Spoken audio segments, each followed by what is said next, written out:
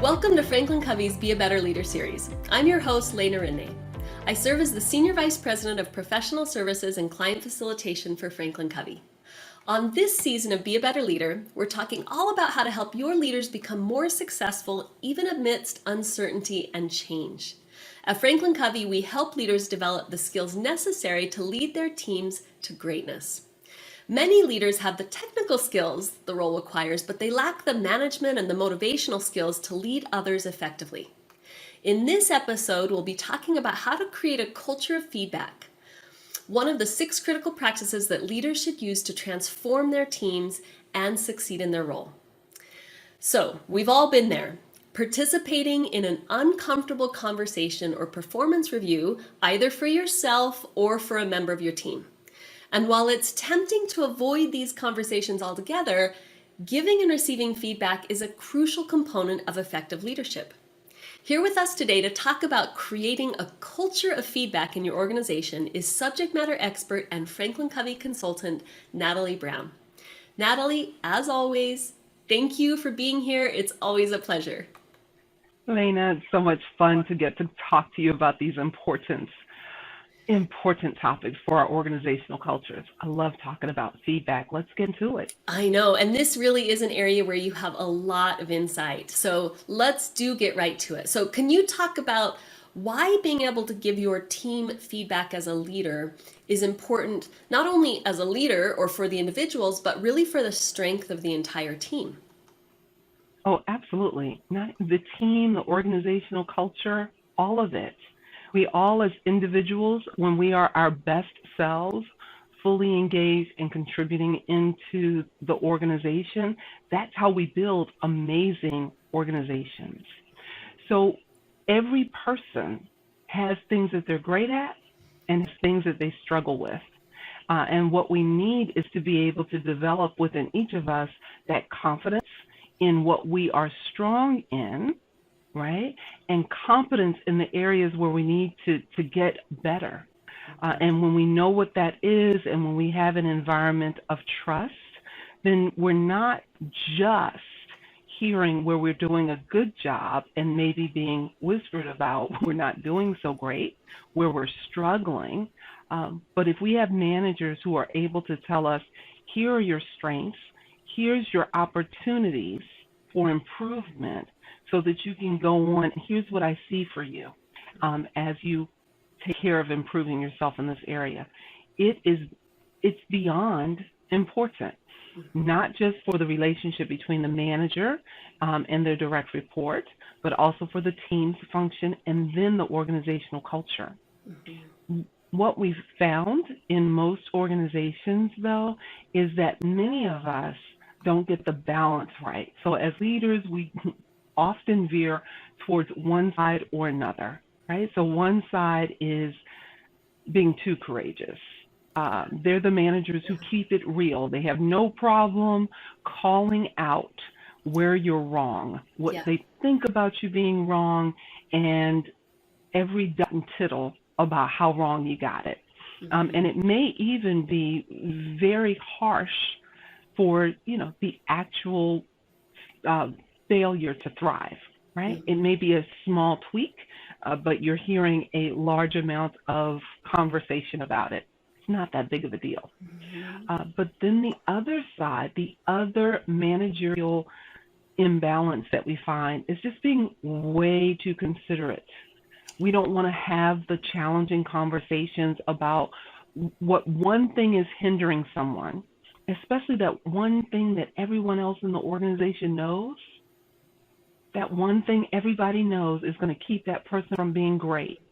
And their leader isn't having the hard conversation with them because it makes them uncomfortable or because it really just, they cannot stand the thought of making someone else uncomfortable.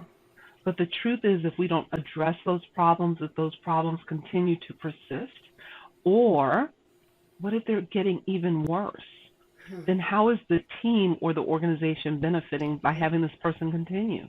Or how is that person benefiting, right? I mean, Absolutely. as you're talking about this, like too much courage or too much consideration, I'm actually realizing that I relate to both of those situations. There are times when I've had too much courage and I've thought, well, I can just cut right to the chase because either I have high trust with this person or I assume they want the feedback. But then there are other times where I really back away from the feedback. And again, maybe that's contextual, but I'm not doing a favor for anyone in either of those situations because the feedback, the one thing that could make that person, our team, our organization better is completely lost in both of those circumstances.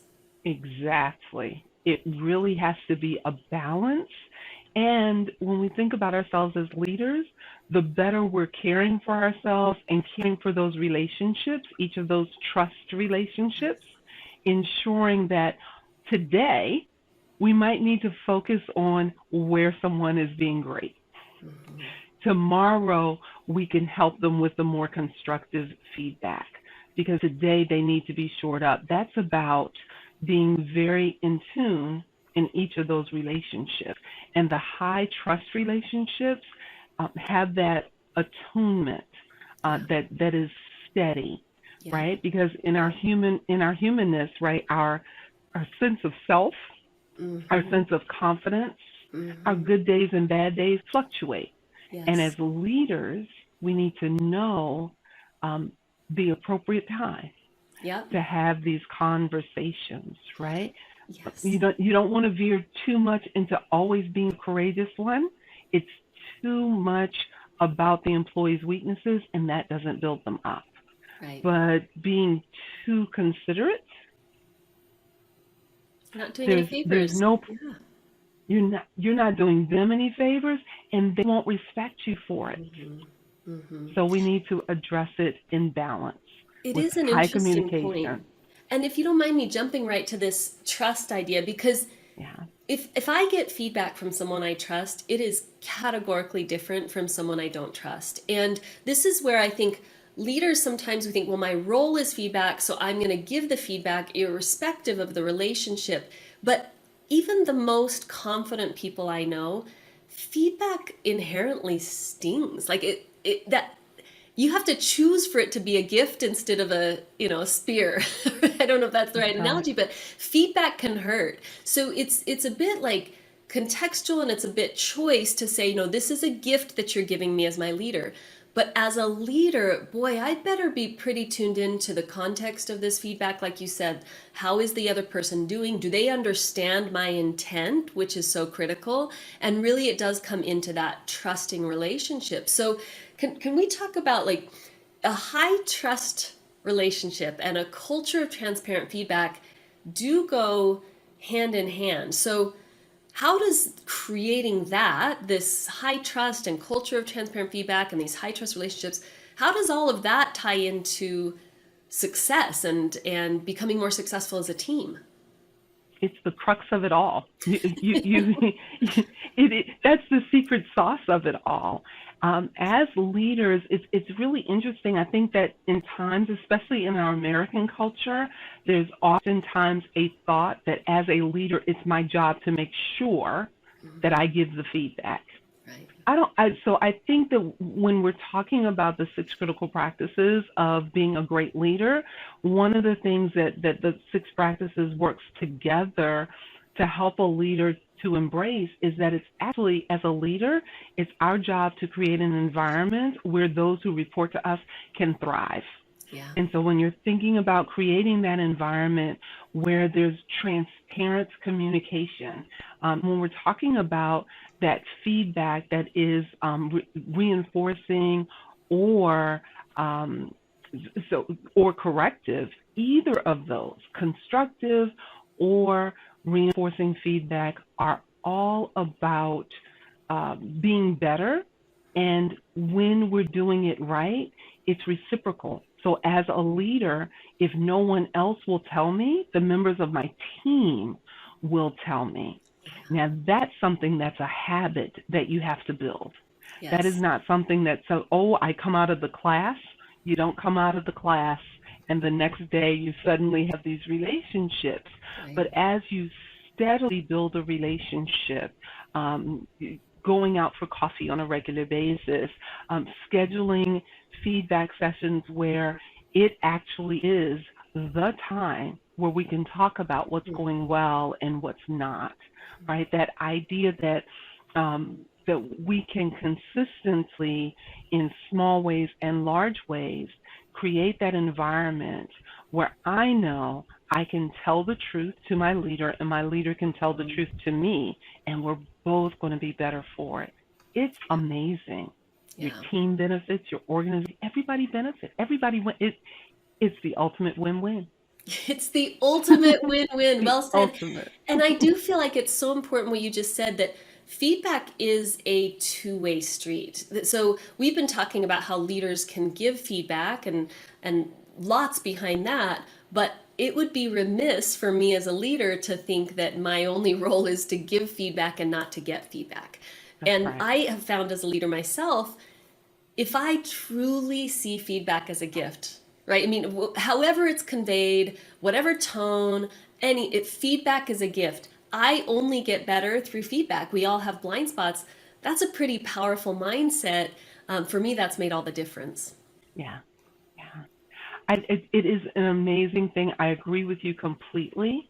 That idea, wherever we are in our careers, and we think about some of our amazing leaders, there are 10 years in leadership, 20 years in leadership, 30 years in leadership, 40 years in leadership.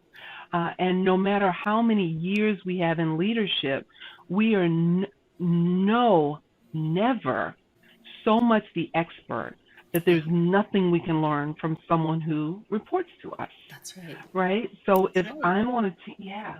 So that idea that I fix you because I'm the leader. I have 34 years in my field. I always, which, I'm very proud of my 34 years in my field. I feel that I know a lot about my craft, and I probably do have a lot to offer someone That's right. who has just come out of graduate school. But because of what they have to offer me, if I'm not there looking for the learning moments rather than always being the fixer, then I'm missing out. Yes. Because it's been over 30 years since I was in grad school. So, It's so well said. It's so well said, and so much opportunity there. Thank you so much for your insight today, Natalie. It's been a pleasure to have you. it's been a pleasure to be here. Thank you. For those of you who are watching and listening, as you think about your leadership habits today, are you creating a culture of transparent feedback for your team? And what actions can you take today to provide more opportunities for your people to feel seen and heard? How can you seek to unleash your team's potential? For more helpful resources on creating a culture of feedback, visit us at FranklinCovey.com.